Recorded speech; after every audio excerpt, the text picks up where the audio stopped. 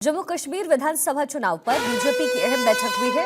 BJP राष्ट्रीय अध्यक्ष JP Nadda के आवास पर यह बैठक रखी गई। बैठक में केंद्रीय गृह मंत्री अमित शाह की मौजूदगी रही। तरुण चुग, रविंद्र रैना समेत कई नेता मौजूद रहे। जम्मू कश्मीर विधानसभा चुनाव पर बीजेपी लगातार मंथन कर रही है। बीजेपी राष्ट्रीय अध्यक्ष जेपी नड्डा के आवास पर इस मीटिंग को रखा गया। बैठक में केंद्रीय गृह मंत्री अमित शाह की मौजूदगी रही। साथ ही तरुण चुग, रविंद्र रैना समेत कई अहम नेता मौजूद रहे। जम्मू कश्मीर में आने वाले दिनों में विधानसभा चुनाव है। 10 साल बाद जम्मू कश्मीर में विधानसभा चुनाव हो रहा है और बीजेपी के लिहाज से ये इसलिए भी अहम है क्योंकि 370 और 35 से हटाने के बाद ये पहली बार है जब जम्मू कश्मीर में विधानसभा चुनाव हो रहे हैं। यूनियन टेरिटरी अब बन चुका है जम्मू कश्मीर और ऐसे में साख की लड़ाई इस समय वहां होने वाली है। बीजेपी कल देश भर में प्रेस कॉन्फ्रेंस करने वाली है। जम्मू कश्मीर में नेशनल कॉन्फ्रेंस और कांग्रेस गठबंधन पर यह प्रेस कॉन्फ्रेंस होगी। अमित शाह ने भी आज कांग्रेस से 10 सवाल पूछे हैं, जिसमें जिक्र इस बात का भी है कि अलगाववादी नेताओं को जेल से वापस लाने की बात नेशनल कॉन्फ्रेंस के घोषणा पत्र में हुई है और इसी को लेकर तमाम मुद्दों को लेकर के गृह मंत्री अमित शाह ने सवाल उठाए हैं। अक्षय राय मेरे सहयोगी मेरे साथ कनेक्टेड हैं। अक्षय, ये अहम 10 सवाल पूछे गए हैं। कांग्रेस यहाँ घिरती हुई नजर आ रही है और बीजेपी की तैयारी पूरी।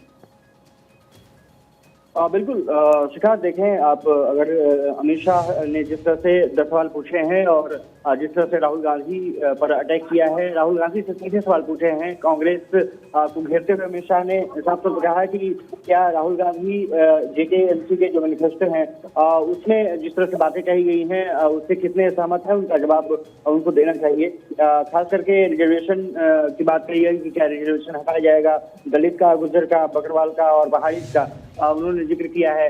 370 और आर्टिकल 35A को हटाने का क्या प्लान है, कितना सपोर्ट करते हैं, और क्योंकि दोनों पार्टियों के बीच में एनसी और कांग्रेस के बीच में गठबंधन ऐलान कर दिया गया था कल, और उसके बाद अब अमित शाह और बीजेपी पूरी तरह से आक्रामक है। कल देश भर में प्रेस कॉन्फ्रेंस आयोजित की जाएंगी। अगर जहां प्रेस कॉन्फ्रेंस आयोजित नहीं की जाएंगी वहां पर जो स्थानीय लीडर हैं वो इस पूरे मसले को लेकर के बाइट देंगे।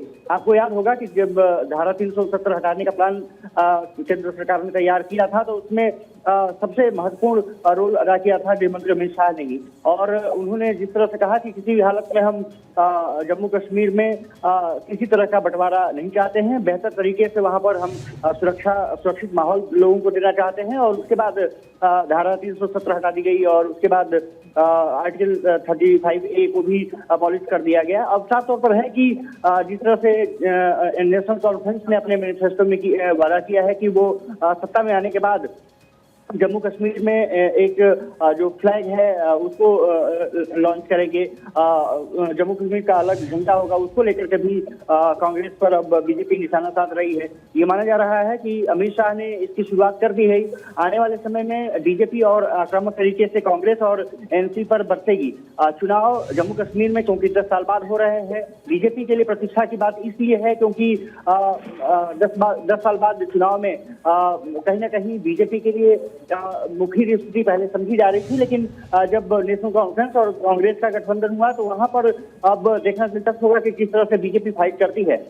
इसीलिए 2 प्रभारियों को, चुनाव प्रभारियों को नियुक्त किया गया है, राम माधव और इसके अलावा जी किशन रेड्डी पहले से ही चुनाव प्रभारी का कमान संभाल रहे थे, और राम माधव जो आरएसएस से 5 साल के लिए बीजेपी से गए थे वो बीजेपी में लौट चुके हैं, उनको चुनाव प्रभारी बना दिया गया है। संगठन के लिहाज से वो काफी महत्वपूर्ण रही है। और आज अमित शाह ने बैठक भी इन तमाम नेताओं के लिए थी, और उसके बाद जेपी नड्डा के घर पर भी जो जम्मू कश्मीर के बीजेपी नेता रहे हैं उनके साथ मुलाकात हुई है, बैठक हुई है, और प्लान चेकआउट किया गया है कि किस तरह से चुनाव में आगे बढ़ना है। लेकिन ये माना जा रहा है कि जम्मू कश्मीर का इस बार का चुनाव काफी दिलचस्प और घमासान होने की उम्मीद है। एक तरफ बीजेपी जो रहेगी, राष्ट्रीय स्तर की पार्टी जो अपने को स्टेब्लिश करने के लिए कोशिश कर रही है कि जम्मू कश्मीर में स्टेब्लिश किया जा सके। पिछली बार अगर बात करें तो लगभग 25 सीटों के आसपास बीजेपी ने जीत हासिल की थी। अधिकतर जो सीटें थी वो जम्मू क्षेत्र से उनको मिली थी, और कश्मीर